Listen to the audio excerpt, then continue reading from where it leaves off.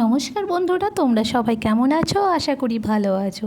আজ আমি চলে এলাম তোমাদের সঙ্গে ভেজ মোমো রেসিপি শেয়ার করার জন্য। ভেজ মোমো বানানোর জন্য নিয়েছি 1 কাপ ময়দা, 1 চিমটি লবণ আর রিফাইন অয়েল। সব কিছু ভালো করে দেওয়া হয়ে গেলে ময়দাটাকে ভালো করে ময়ান দিয়ে নেব। ময়ান দেওয়া হয়ে গেলে অল্প অল্প জল দিয়ে বেশ নরম করে মেখে নেব। মাখা হয়ে গেছে, দেখেই বুঝতে পারছো কতটা নরম করে মেখে নিয়েছি। এবার এর ওপর কিছুটা তেল ছড়িয়ে আধ ঘন্টা রেস্টে রেখে দেব।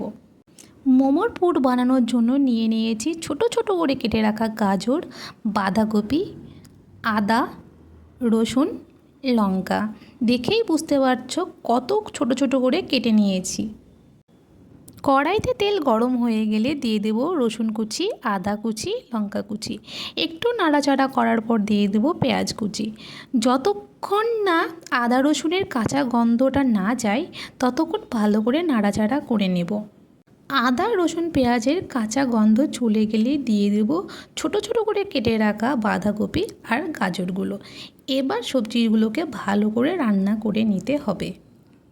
ভালো করে রান্না না করলে সবজিটা পুরো কাঁচা থেকে যাবে, আর কাঁচা থাকলে মোমোটা খেতে ভালো লাগবে না। তাই অল্প পরিমাণে একটু লবণ দিয়ে ভালো করে রান্না করে নেব সবজিটাকে। নামানোর আগে গোলমরিচের গুঁড়ো ছড়িয়ে দিয়ে নামিয়ে নেব। মেখে রাখা ময়দা থেকে লেচি কেটে পাতলা করে বেলে তার মধ্যে পুর ভরে সবগুলো মোমোর শেপ দিয়ে নিয়েছি। এবার ওভেনের ওপর জল বসিয়ে 10 থেকে 30 মিনিট ভাপে সেদ্ধ করে নেব।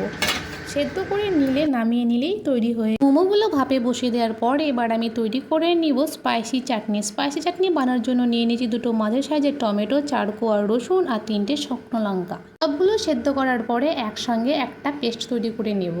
কড়াইতে তেল গরম হয়ে গেলে দিয়ে দেবো লঙ্কা কুচি, আদা কুচি, রসুন কুচি, পেঁয়াজ কুচি। ভালো করে নাড়াচাড়া করার পরে দিয়ে দেবো সেদ্ধ করে রাখা টমেটোর পেস্ট দেওয়ার পরে দিয়ে দেবো স্বাদ মতো নুন, একটু হলুদ গুঁড়ো আর বেশ কিছুটা পরিমাণে লঙ্কার গুঁড়ো। যেহেতু চাটনিটা হবে খুব স্পাইসি, তাই লঙ্কার পরিমাণটাও একটু বেশি রাখতে হবে। বেশ ভালো করে রান্না করে নেওয়ার পরে চাটনির জলজলে ভাবটা কেটে যাওয়ার পর দিয়ে দিতে হবে টমেটোর সস। টমেটোর সস দেওয়ার পরে কালারটা পুরো বদলে যাবে আর টেস্টও বেড়ে যাবে দ্বিগুণ। তোমরা দেখেই বুঝতে পারছো কত সুন্দর হচ্ছে স্পাইসি চাটনিটা। এবার নামানোর আগে একটু পাতিলেবু রস দিয়ে নামিয়ে নেব, তাহলেই তৈরি হয়ে গেল স্পাইসি চাটনি। মোমোর সঙ্গে পুরো জমে যাবে। তো তোমরাও একবার টেস্ট করে দেখো। থালি পুরো রেডি হয়ে গেছে ভেজ মোমো উইথ স্পাইসি চাটনি। দেখেই বুঝতে পারছো কত সুন্দর হয়েছে পুরো ঠাসা মোমো। তো তোমাদের পুরো রেসিপিটা কেমন লাগলো প্লিজ একটু কমেন্টে জানিও। আজকের মতো আসি, বাই। সবাই ভালো থেকো।